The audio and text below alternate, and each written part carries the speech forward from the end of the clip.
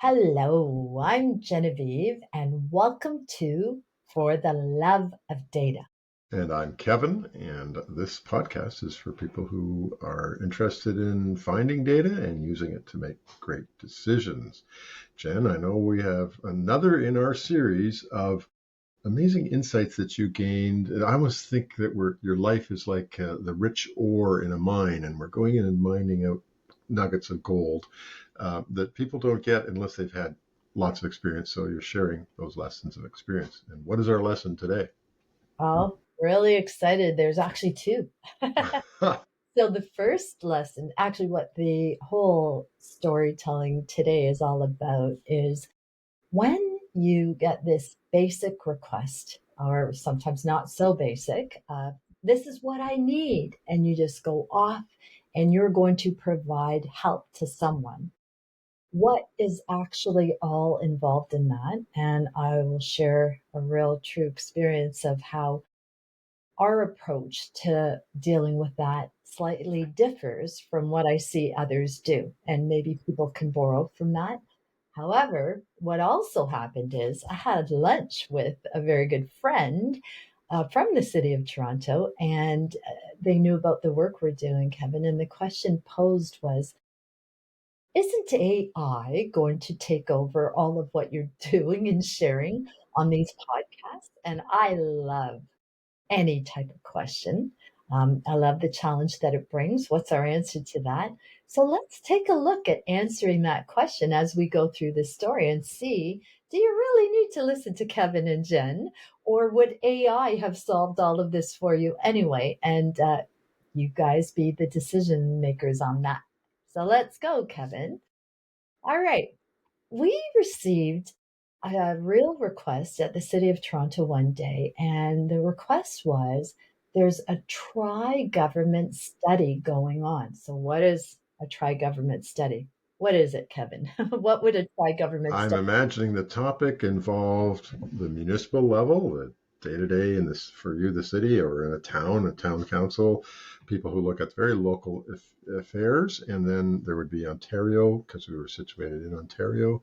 So the provincial government, for those who are maybe watching from the states, it's equivalent to a state, and then the federal government, equivalent to Washington for the states or Ottawa for us. So obviously the topic related to all three levels of government, which is a bit rare, but obviously something crossed all of those boundaries.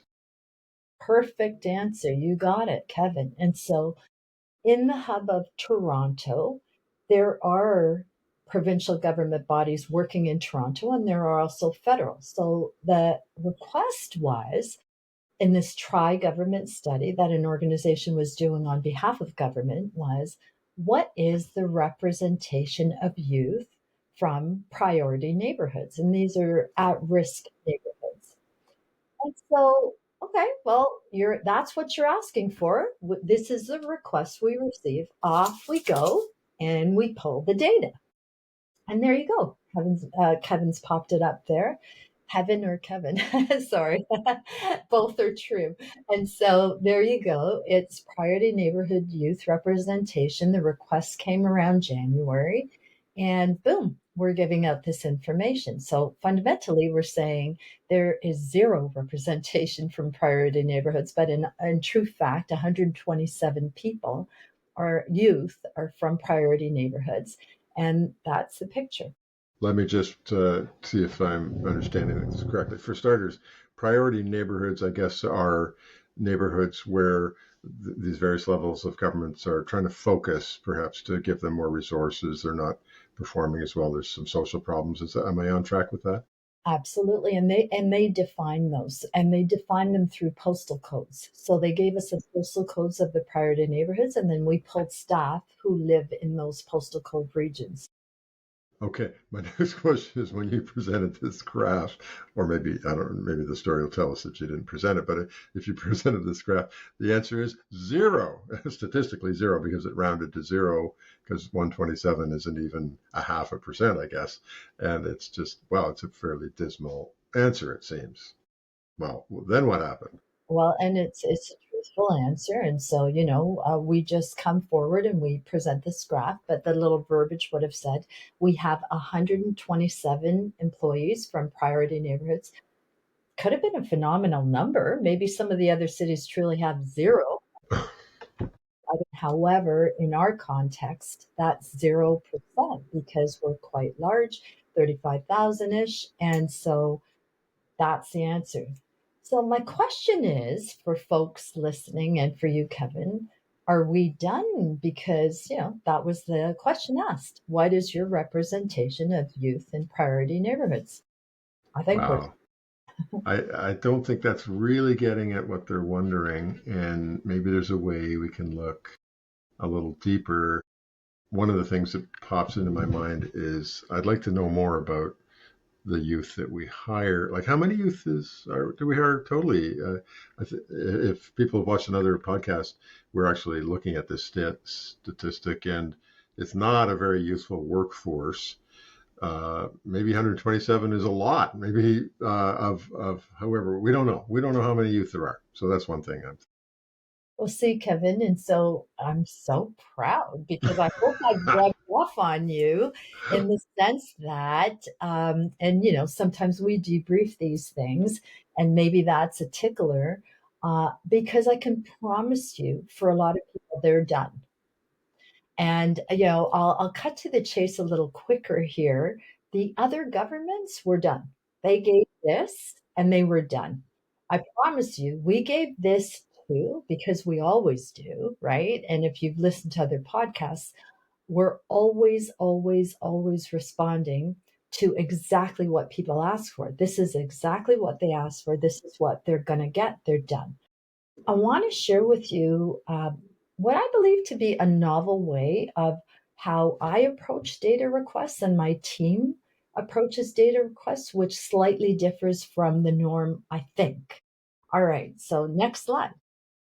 Every single time we have a data request and we receive one, these three questions automatically go. They fire off, and they are, is this the best ask that we received? Now, never am I putting down the ask. I'm just saying for myself, knowing all the data that I have access to, what would I have asked for in this scenario? The second question is, what other helpful data might there be that I can present? Okay. And the last question is, what else is there? So in this instance, what else would make the picture clearer for the receiver of the data? So in this instance, we're looking at representation of youth. Is there something else related that might help paint a better picture? Let's take a deeper dive into what I mean by these three questions. So the first question, is this the best request? What would I ask for? Well, immediately, and so yes, sorry about that. Brain freeze for a second. Is this the best? What else would I ask for? As Kevin said, and I'm really proud of that answer. What really does it look? What is it looking at? This fine lens of looking at priority neighborhood youth without looking at youth in general. Oh God, Kevin, hang on one second. This Just dog. pause, give The it dog lots is of pause so that I know where to break it, yeah. and The then dog dive is back in wherever you want. You silly girl. That entrance. Come here. Say hi to Kevin. Hi there. I'm Huh. Bucky Jen. I love you. Okay. I wondered if you had Bougie with you. I have my dogs, but they're very docile. She was having a great time with Mo, and then she was like, "But I hear her. Let me go Ha back ha up." ha. All right. So, yeah. Sorry, I got sidetracked. What is number one? All right. I'm gonna start back on. So, when are we still rolling? Yeah, but it Oh, doesn't matter. oh, sorry. Yeah. Okay. You have to take your time to prepare again and just say, okay, All right. pause, and then bring your words in. Okay. So, when we're taking a look at this first question, is there a better request? The better question for me would be, of the youth, that you hire, so you're hiring this younger age group anyway, of those, how many are from priority neighborhoods? It's a better context. And so again, I'm still saying of our whole organization, the chart on the left, that is this large, how many youth do we hire anyway? Well, we hire only 1% youth. It doesn't matter what neighborhood they come from. We only hire 1%. We have few jobs for them. Of those few jobs, and then we go on to the right-hand side, the priority neighborhood youth represent. Sorry, Jen. I realize you're going to have to, if you don't mind restarting the whole thing, because I realized we didn't have the formatting done here. So, right back to what would I have asked for, or the better question. All right. Okay. What would I have asked for? So, what would the better question be here? And again, better is not exactly the greatest word for it, but a different question that might give greater insight. And so, for me, what that would be is how many youth do you hire? Maybe we don't hire very many youth at all, and therefore the representation from priority neighborhoods is going to be very low. And that's exactly what I'm able to show here. I'm able to say, at the City of Toronto, we only have 1% youth. It doesn't matter where they come from. That 1% chart on the right, we've got 34% that are from priority neighborhoods. That's not bad. One third of our youth representation comes from there. I think that's a better insight that I can hang my hat on, providing this information moving forward. So that's question number one. Let's take a look at question number two.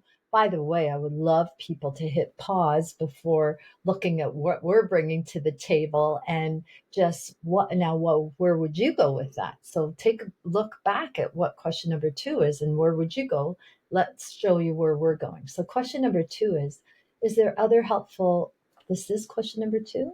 Or Hold on. maybe I change that No, in it the, is, it is, it is, it is. it Pause. is number two, but did we change the wording of it? Other helpful data? So Yeah, this is, yeah. oh, so yes, okay. Okay, restart. Okay. So question number two, is there other helpful data we would share? Well, if you take a look, you think, well, what did you change? You shared the same thing. No, when I actually sat and pondered this question in real time, I thought, well, you're coming to me now in January. You would have noticed in the other slide, the information was dated January. Youth hires are dismal in January because our main hire of youth is for our recreation programs that happen in July. And so for us at the City of Toronto, I really want to give you this data in July. That's really going to shed light on hiring of youth in general and then priority neighborhoods. So look how this shifted. Where we went from 1% youth hire, we are now all the way up to almost 20%. And then when we look at representation from priority neighborhood youth on the right-hand side chart, we're up to 12. That's a big different picture from zero. And that's if you just Hang knew. on here, hang on. Isn't, but our number of priority neighborhood youth has gone down from, or our percentage has gone down from 30 of the January hires to only 12. So it's actually a worse picture, isn't it? Where did you see 30? Right there, priority neighborhood youth, Yeah. 34%, fully a third, which is, that's a great number. But now we go down to um, the total hires, the big hire over the summer. In other words, we tend to be hiring kind of upper class kids for our pools and rec programs. Well, I love your question, Kevin. And so there's a whole pocket of opportunity available to youth in the summer. And we're vying for those youth at the City of Toronto, much like every other organization out there. So the youth play a huge role on where do you want to work? And I'm really not sure how many have government on the forefront of their minds as well. A lot of youth, for example, I'm going to speak for my children, Kevin. They were involved in programs and activities. One of my kids wanted to play basketball in America. She didn't work in the summer. She was playing basketball. So There's many variables there. However, from a purely looking at numbers perspective of priority neighborhood representation, we went from 127 to over 1,000. So yes and no, we have a higher, huger representation because we hired more youth. And, I love your question, Kevin, because there's lots of insight and value that comes from that answer. It's just eye-opening that maybe the recruiters have to fight harder to open the job opportunities to priority neighborhood youth in their neighborhoods Yeah, and like yeah, that. agreed. So yes, you're right. When we had youth, there were a higher representation of youth, even though there was such a small amount of folks. However, when we're hiring more youth in the summer, are they are we just not hiring them because they're from priority? So many questions, but yeah, yeah.